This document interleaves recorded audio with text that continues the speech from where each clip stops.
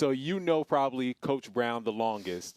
Please explain to us how cold you were back in Little League. The fact that his wife said, like, hey, you may want to look out for this guy. He's going to be a prospect and nice early on. Yeah. I mean, my dad was just being a normal dad, and he worked with Coach Brown's wife and just bragging a little bit. And then he popped out to one of the games, and to have a college coach at a youth football game is a little crazy, but it was a small team. We probably only had like 15 or 16 kids. Now 3 of us are on the roster here at Syracuse. So I guess that recruiting tactic worked. We got to get some pictures of that. So what stats were you putting up back then? Oh, man. We were disgusting. It was a little unfair. Throw a little bubble screen, Deuce Chestnut would take it like 80 yards to the house. But, no, we were nice. LeQuint, you look so chill. You're up there talking about, man, I run mean, I'm angry. So what's the mindset on game day to get into that frame of mind? And guess what? I'm out there to show something. So just making sure everyone is on page, on track to the right thing. Just keeping the main thing. And then when I have that ball in my hand, just running angry like you said, no one can stop me, stuff like that. Are we listening to something? And you think there's got to be a thought process just, you go through now, right? Just, working out sometimes by myself and stuff like that, just getting that, that inner animal and stuff like that, and then just bringing it out when it's time to bring it out. That's what I try to do. Kyle, have you seen this yet? I know you're the new kid on the block, but have you got a sample of this yet? No, he gets that look in his eye. All right, LeQuint, you said inner animal. What animal are you on the field? I feel as though I'm just a beast. I love to be a beast, I just love to just put on for my team, just put on, from back home and stuff like that where I'm from, just Syracuse community. I'll be more direct. I mean, like, if you could be any animal on the field, like, what animal would you describe yourself as? A lion mixed with an ape. That's quite the combination.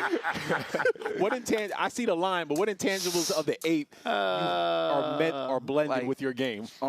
Just breaking tackles with it, you know what I'm saying? And just, like that. All right, so here's what I want to know. Now that we've gone lion and ape combo, all right, which is a whole new deal, I want to go to your quarterback a second. All of a sudden, big man here says, hey, give me the rock. I want to go tote that thing 45 times. You want to be tossing all. You got weapons all over the place.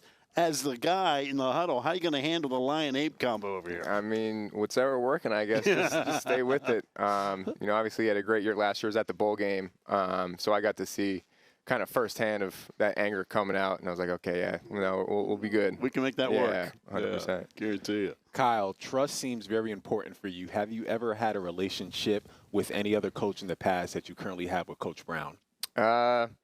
A little bit in high school, but I think Coach Brown, honestly, is just super genuine. I think that's the biggest thing. I think if you were to ask anybody on the team, what you see from him is what you get. And he keeps it 100%. If you're not working hard enough, he's going to let you know. But he's also a really cool dude just to hang out with off the field.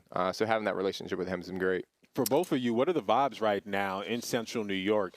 Sold out showcase. Yeah. I'm pretty sure that Syracuse hasn't been speaked about this much in the offseason ever, but now it just feels like everything is hyped up. How are you feeling? Yeah, it's exciting. I remember going to the basketball games in January, February, March, and all the fans and the people that I was sitting with were talking about Syracuse football, and they were saying it's not like this to be talking about the football team during basketball season.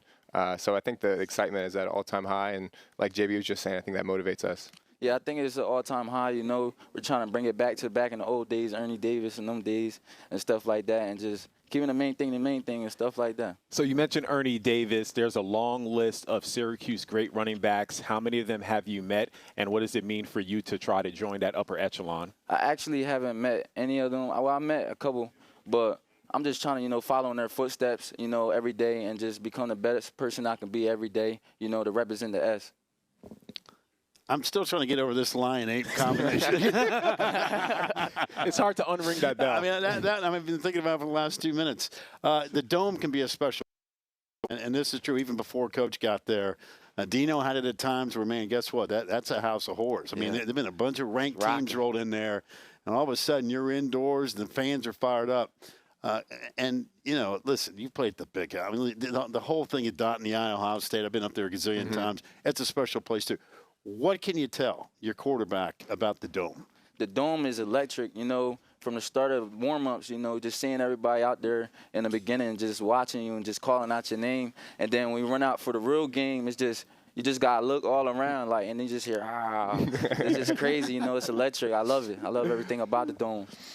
Working with Coach Nixon, I'm pretty sure you know about his pedigree. He's worked with greats like Saquon Barkley, in addition to Christian McCaffrey. Have you picked his brain about what tools that he saw from them early on that you can apply to your game? Yeah, always. I always pick his brain about stuff like that. You know, like you said, he coached greats, and I just want to follow in those footsteps and just listen to everything he say, you know, and just be detailed with everything he says and stuff like that. Kyle, it's been interesting for us this week, this being day 4, of how many transfer quarterbacks that we've had that coming from all over the country. You mentioned a little bit a second ago in your press conference about playing in the Big Ten.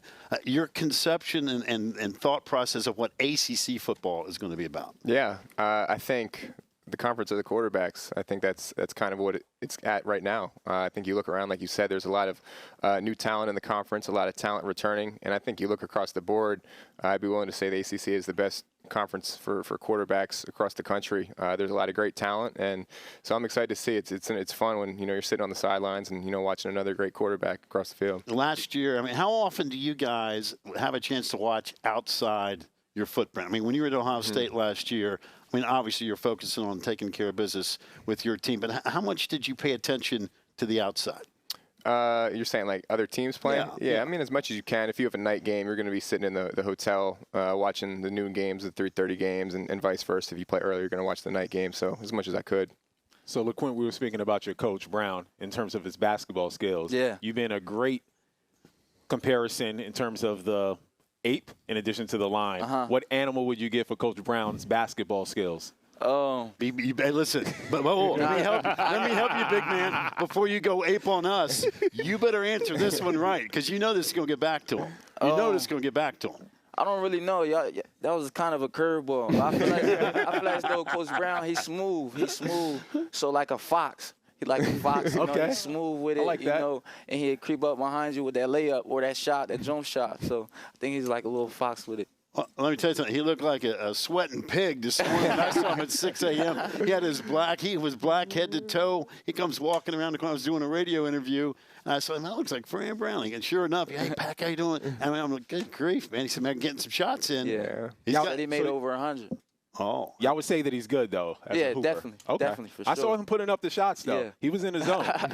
He said on the other set that he would give Dabo Swinney buckets. Yeah. Yeah. He said, I got my money on Fran. I mean, I think next year, the first year you're going to get acclimated to the ACC football kickoff. Next year we should have like a round robin of all the basketball coaches on the court, and then they get lined up, King of the Hill. That'd be a good halftime show. For sure. Syracuse versus Clemson, the coaches go out and play. Yeah. Can I be the coach? Hey, there you go. Coach it.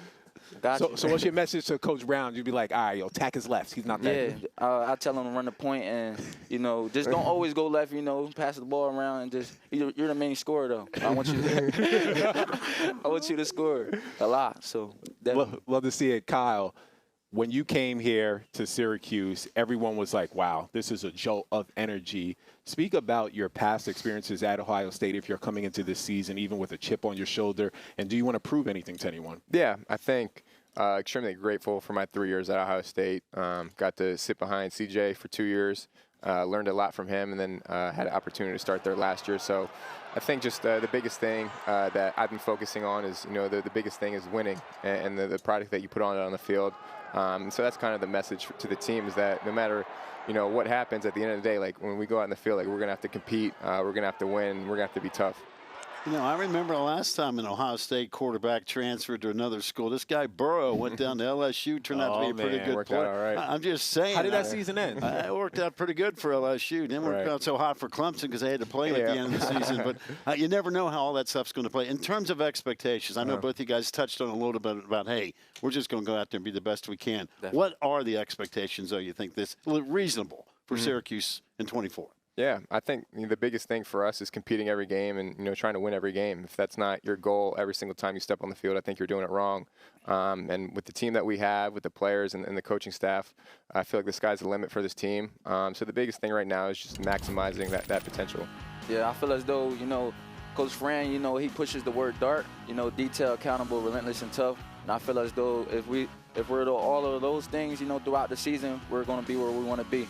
Well, appreciate you two making the time. We're going all access with you. You guys have a great schedule. The vibes are great for Syracuse, and all I know is that when I'm down there at Syracuse, if I see him with the Rock, I am getting out of there. Forget the Rock. That whole 8-line thing. The last thing to be worried about is the Rock. For real, appreciate it. Thank you, guys. LeQuint, Kyle McCord. Yes, sir. Appreciate you making the time.